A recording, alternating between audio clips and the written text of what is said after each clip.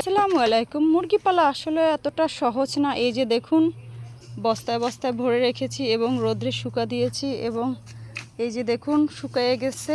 যেগুলো আগে দিছিলাম এখন এগুলোকে সব একত্রে করে নিয়ে ডালচাতে এখন এটা দিয়ে চালনা দিয়ে চালবো, কারণ এটা আগে ব্যবহার হয়েছে, একবার করছি।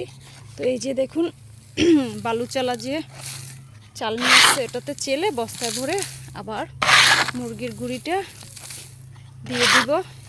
আমার ছোট্ট মামুনিটাও কাজ করতেছে।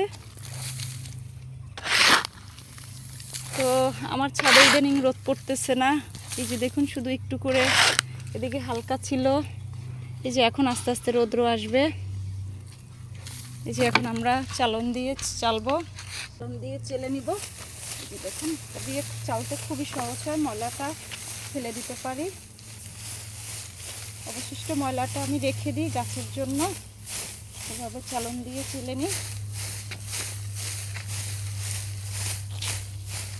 এইভাবে করে সবগুলোই চেলে নিব, দুজনে লাগে। তো এই ময়লাগুলো আমি এবার গাছে দিব, গাছ লাগানোর জন্য।